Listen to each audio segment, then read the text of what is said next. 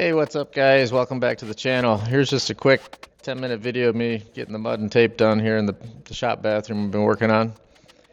So I'm just going around the room with my, I believe it's a 10-inch knife, and hitting all the flat joints first, the factory tapered edges.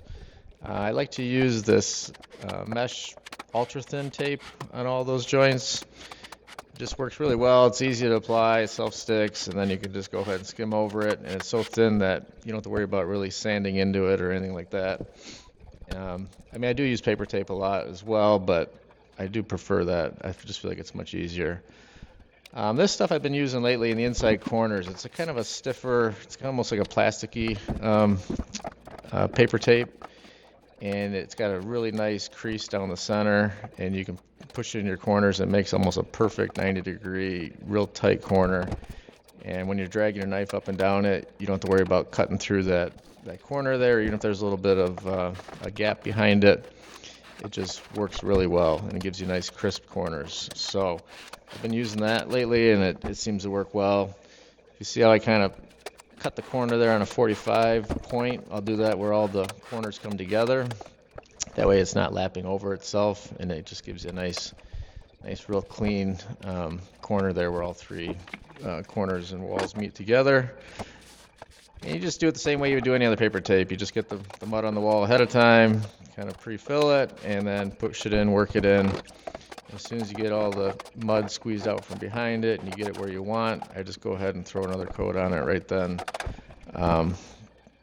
while I'm still there. So you're able to get at least the first full coat over it, and all it's going to take is just a second coat, a quick coat after that.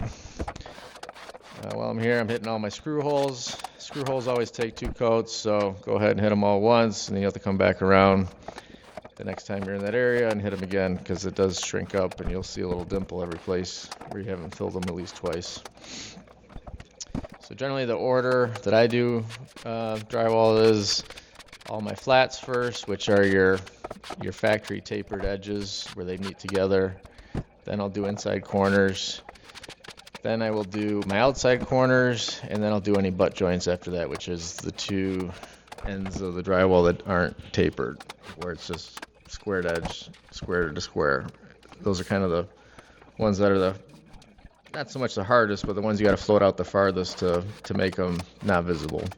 Whereas your factory edges, where they're tapered, it's pretty easy to make those disappear. So yeah, just going around the room, getting the corners, getting the first coat on them all, and trying to make them look good, making sure that the very corner there is nice and clean, because it is tough to sand in that little corner after the fact, so you got to try to get them nice and clean.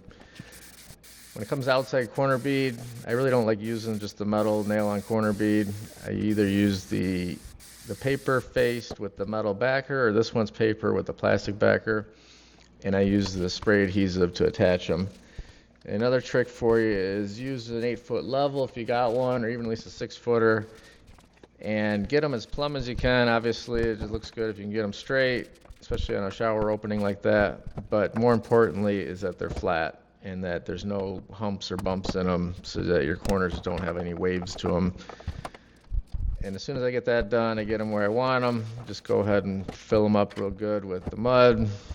This is where, I mean, you can do a few lighter coats, but if you go ahead and just put a pretty good heavy coat on it first, it's going to shrink up no matter what. You're going to need another coat on it, but outside corners always usually take quite a bit of mud to fill them up flush with the corner bead. Then I'll come back around and just hit all my flat joints again in the same order. Then we'll hit my corners, and we'll just go from there. You just got to be careful around your electrical boxes, outlets, things like that. I mean, obviously mud's going to get in them and on them. It's not a huge deal, but it does make it a little bit trickier trying to pull a nice smooth joint over that. Here around the window, going to do the same thing with the outside corner bead. Going to glue it and apply it. I always cut them to where they're not lapping over each other.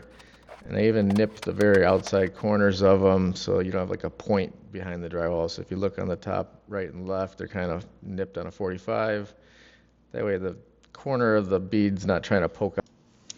So same scenario with the level. I'll go ahead and Here I'm using my 2-foot level, just making sure my corner bead is plumb on both sides and level top and bottom. It just gives you a nice clean looking opening. You know, you can go ahead and throw them on there and you can actually adjust them to make the opening actually level if it wasn't originally frame level. So you can kind of cheat the corner bead a little bit, pull it out or push it in the top or bottom and put it where you want and make your opening nice and square and level and plumb on both sides. So yeah, I just want to give you guys a few tips here. I am by no means a drywall expert. Drywall is probably my least favorite thing to do when it comes to construction. You know, I always end up making it look good. It just probably takes me twice as long as, you know, a professional would take, if not longer than that. But like I said, in the end, I can always make it look nice. But there is just a little bit of finesse to it. It does take some practice, does take some getting used. But I would say don't be afraid to try it. It's one of those things that you really can't mess up too bad, because you can always add more mud and level it out more if it needs it, or you can always just sand it down and build it back up if need be. Obviously, the better you can apply it, the less work it is sanding and finishing it after the fact, but as long as you're not putting on just globs of it, it's not too bad. If you are a newbie with it and you are working with it, thinner coats and more coats is probably easier than trying to feather it out or put too much on at once. And like I was saying earlier, the mud always does shrink a little bit as it dries, so as you fill something, if there is a void behind it or the joint was a little thicker than you thought it would be, it probably is going to be another coat because it does shrink down quite a bit. When I do my inside corners, usually on the second go around, I usually only put 2 coats on my inside corners, especially with that thicker tape that I was showing you guys. I usually just do one side of the corner first, and I'll let that set up, and I'll come back around and do the other side of it. So like here I did the ceiling side of that corner, and then I'll come back and do the wall side of that later on after that sets up. If I'm in a big hurry, I'll do them both at the same time and work them that way, but usually I'll split it up and do them half and half so I'm not affecting the mud on the other side of the corner. So yeah, once you do that, you just go around and sand everything. Make sure you're wearing a dust mask, and I use a combination of a pole sander, one of the sanding blocks, and then one of the sanding sponges, which is like a sanding block that's like a flexible sponge material on the inside. I usually don't use the screen sanding. I use the sandpaper material on the sanding block there. And normally on a room that's larger than this, I'll use my pole sander. I don't really just do it all by hand, but in this small of a space, the pole kind of would have gotten more in the way than anything.